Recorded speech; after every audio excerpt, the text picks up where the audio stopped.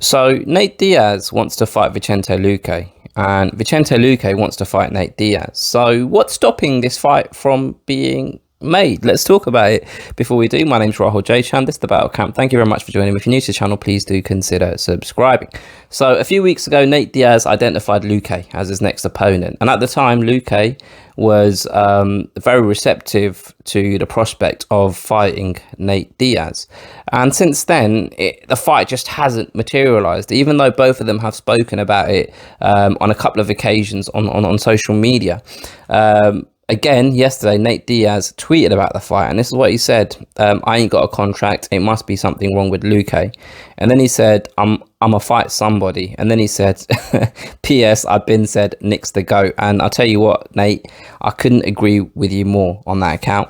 Anyway, in response to this, Vicente Luque tweeted out, I'm in from day one. I've never backed up from a fight and I'm not going to start now.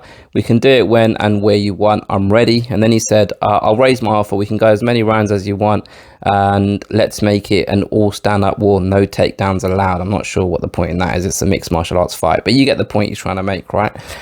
So it feels like both of these guys are very eager to fight each other. And they both want to do it before the end of the year. So what's stopping it from being made, right? Because look, in terms of the current lay of the land of the welterweight division, Luque's come off a good win, and Nate Diaz just fought Leon Edwards, right? And he had that 1 minute period in the last round, so he came out with some kind of credibility as a welterweight at the end of that fight, even though he lost the first four rounds in 4 minutes or whatever it is. The point I'm trying to make is the way things stand currently with the rankings and the position each of these fighters are in the welterweight division. This fight actually makes sense, right? So from a UFC standpoint, I don't understand why. They kind of, it feels like they're the bottleneck. It feels like they're the ones holding this up, because logically speaking, this fight makes sense. Like, you've got Nate Diaz, who's a big name. You've got Luque, who's on the ascendancy in the division. This will be a very good fight for Luque, actually, in this point. And from a fan standpoint, this feels like it will be an exciting fight just by the styles of both of these fighters, right? So why does it feel like the UFC don't want to make this fight? Like, what is the problem with it, right? Because we're now in mid-October, so we're coming towards the end of the year, and all of the slots on the major cards up until the end of the year feel like they're getting filled out, right? So, they don't have very long to confirm this fight. So it kind of gets you thinking, because there's speculation around Nate Diaz and how many fights he has left on his contract. And if certain reports that I've seen online are to be believed, he's got one single fight left. And the only thing that I can think of, and obviously this is speculation, and I hope I'm totally wrong, and I hope in a week's time we get an announcement where they say it's on Nate Diaz against Vicente Luque on December 11th or whenever, right? It feels as though the UFC believe that this is a winnable fight for Nate Diaz, and if he's only got one fight left on his deal, I think what they want to do is give him a fight that is a bad matchup for him, that is someone that is likely to beat Nate Diaz. It's really funny, right? Because, like, I understand as a business you have to protect your assets, and when it comes to negotiating his next deal, because obviously if Nate Diaz only has one fight left on his current deal, I feel like the reason why Nate Diaz has been so active and so kind of vocal about wanting to fight again before the end of the year is because he wants to fight out his deal, and he wants to test the free market, and he wants to see what other organizations and promotions are willing to offer him. And obviously there's that carrot of boxing, the Jake Pauls of this world, so like he actually does have options in the free market at this point. So the UFC obviously are very cognizant of that. The UFC is an organization full of very intelligent people, and I'm assuming they want Nate Diaz to go out on a loss, which will kind of bring down his market value. I'm not so sure. Like, I'm not so sure how much credence we should give to that theory, personally speaking, because I don't know whether like Nate Diaz seems to be one of the only kind of one of the few, I should say, fighters out there, especially in mixed martial arts, where results of his fights don't seem to damage his brand. It doesn't seem to matter much when it comes to him.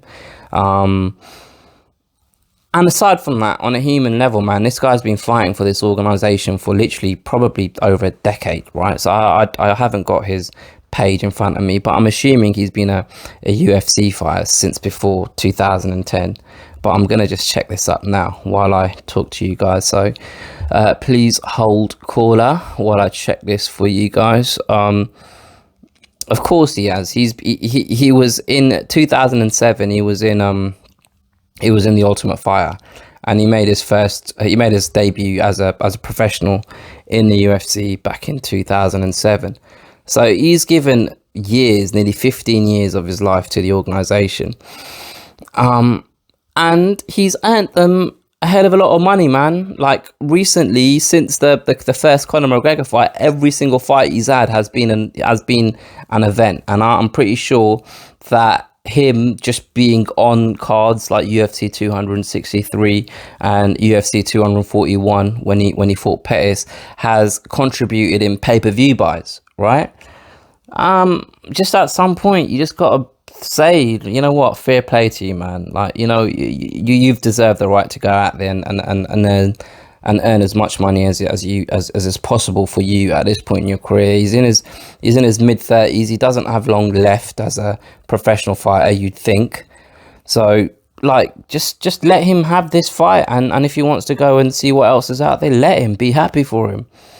But we're talking about the UFC, man. We're talking about the UFC, and it's just a bit of a shame because like Nate Diaz, I think I said this earlier on in this video, like he has sat out for such long periods of his career because like he's had discrepancies with the UFC and the structure of deals for him to fight, right?